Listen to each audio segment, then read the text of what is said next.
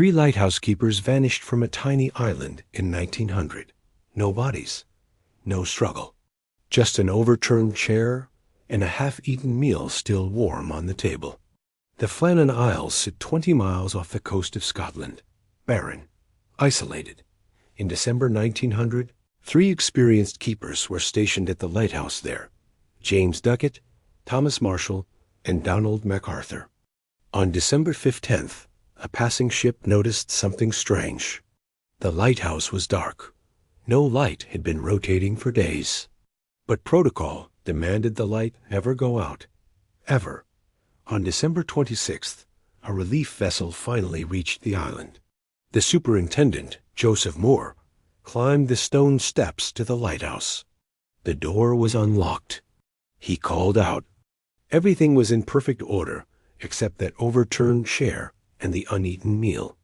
He went outside to check the landing platform. Silence. Inside, everything was wrong. The clock had stopped. 2 of the 3 oilskin coats were missing from the hooks. But here's what made his blood run cold. The kitchen table was set for a meal. Food was still there. A chair was knocked over, lying on its side. Moore checked the logbook. The last entry was from December 15th, written by Thomas Marshall. It read, "Storm ended, sea calm, God is over all." But here's the thing. Weather records show there was no storm on December 15th. The sea had been calm for days.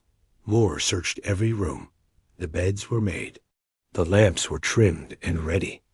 Everything was in perfect order, except that overturned chair and the uneaten meal. He went outside to check the landing platform. That's when he found the first real clue. The iron railings, 70 feet above sea level, were bent and twisted. A supply box weighing over 100 pounds had been ripped from its concrete foundation and thrown across the platform.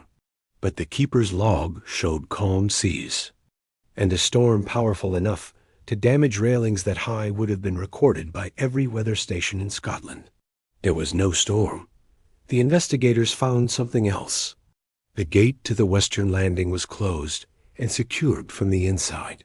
To leave through that gate, someone would have to open it, go through, then somehow lock it again from the opposite side. Impossible if you're leaving.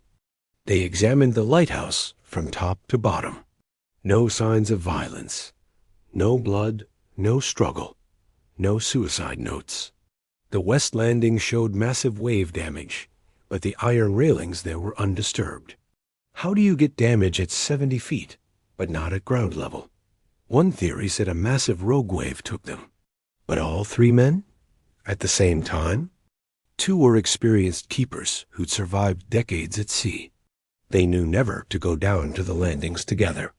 One always stayed inside. Always. Another entry in the log, found later, was even stranger. December 12th. Severe winds the likes of which I have never seen before in 20 years. Ducat irritable. December 13th. Storm still raging, wind steady. Ducat quiet. MacArthur crying. MacArthur was described by everyone who knew him as the toughest man they'd ever met. He didn't cry. And remember, weather records show there was no storm during those days.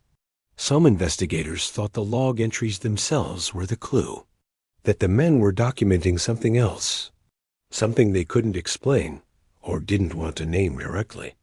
The lighthouse continued operating for another 70 years, but keepers refused to go there alone. They reported hearing voices in the wind, footsteps on the stairs when no one else was there, and that chair in the kitchen? Several keepers swore they'd find it knocked over in the morning, even though they'd set it upright the night before. In 1971, the lighthouse was automated. No more keepers. But sailors still report strange things.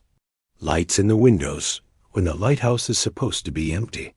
3 figures standing on the landing platform at dawn, staring out the sea. The official report concluded swept away by a wave, but the superintendent who found the scene wrote in his personal diary, "I do not believe they were taken by the sea. I believe they left willingly or were called." The last person to see the keepers alive was the captain of a passing ship on December 15th. Years later, on his deathbed, he finally told his family what he'd really seen through his telescope that day. 3 men standing at the edge of the western landing, not moving, just staring down at the water. And in the water below them, he said he saw lights. Dozens of lights, glowing beneath the surface, arranged in a perfect circle. The men weren't looking at the sea. They were looking at something looking back at them.